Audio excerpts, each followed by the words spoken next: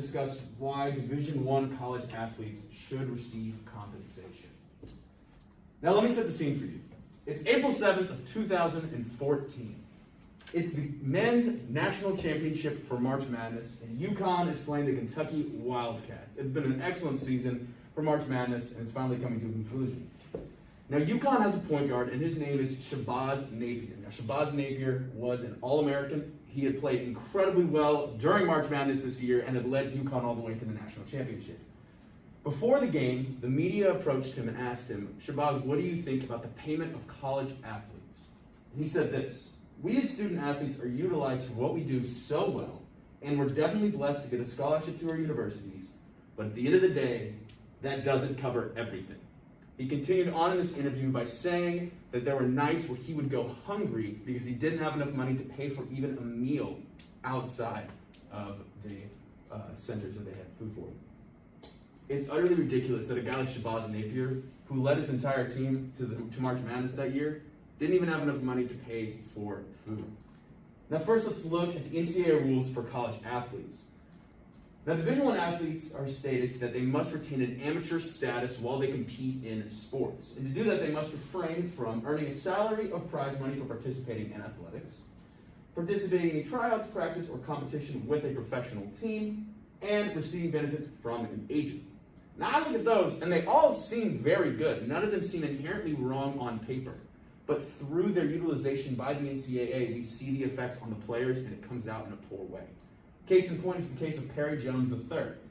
Now, if you don't know who that is, Perry Jones III was a basketball player here at Baylor in the early 2010s. He was a power forward and an All-American, and he was an absolute stud for us. But Perry Jones III had accumulated about $1,000 of debt due to housing loans that he had at his place here at Baylor. And unfortunately for him, he wasn't able to reach out back home for payment from his parents because their house had just been foreclosed on, and his mom was busy paying off medical bills. Now, out of the kindness of his heart, a coach from his past reached out to him and said, hey, Perry, let me pay for that. I'll give you $1,000 just to pay off that loan. I got it for you. And so he accepted that, and he was able to pay off his loans, and everything was great. Well, everything wasn't great because the NCAA suspended him for multiple games that season because he technically had accepted payment as a collegiate athlete. So for Perry Jones III, if he wasn't able to reach out and get money from someone else, and that's illegal through their rules, how was he supposed to pay for that? Well, many would say he should just get a job or something like that in order to pay for that, right? That makes sense. Well, let's look at the player's schedule. For a guy like Perry Jones III, every week he's having to attend practice, he's having to participate in year-long workouts even outside of the season, he's having to maintain satisfactory grades, and then he's just having to compete in the full season of his sport as well. So the bottom line is, their sport is their job. They don't have time to get a job because that is their job. Beyond that, 86% of college athletes are living below the poverty line. So reaching out back home for financial support just isn't really an option. Now, let's dissect the NCAA a little bit and talk about how much money they make yearly. In 2014, the NCAA made $982 million.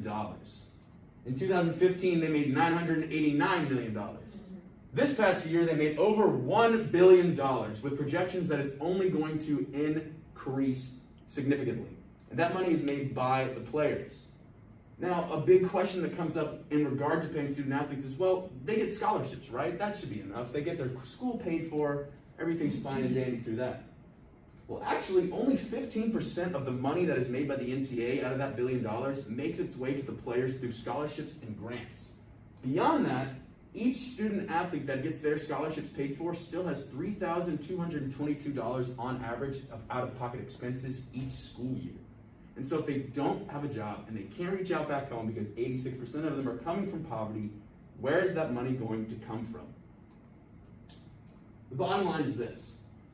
Many players are in dire need of financial support, and the money made for the NCAA is made by the players. That's how they make their money. So what's the answer? We have all these players that are in dire need of money to pay for things like this. What's the answer to this problem? The answer is a college athlete stipend. Now, stipend would be a salary provided to Division I college athletes from about $200 to $400 a month. Now, that stipend would be for them to pay for things like car repairs, pay for things like maybe paying off loans for their housing and things like that, or maybe it's even just to take that one girl out on a date. College athletes work their tails off and are in dire need of payment because they make over $1 billion for the NCAA every single season. Now, we love our student athletes. We adore them here at Baylor. And they work almost twice as hard as the average student as they're coming into practices, they're participating in games, and on top of that, they're maintaining satisfactory grades. They make over $1 billion for the NCAA every single season, but only receive 15% of that. And beyond that, they still have $3,000 they have to pay for.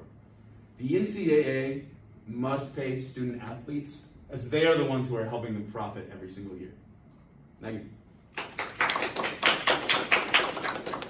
That was the best uniform combo by far. What? Oh, I know. Those gold helmets. Oh, those were our best Actually, jerseys. the best uniform would be the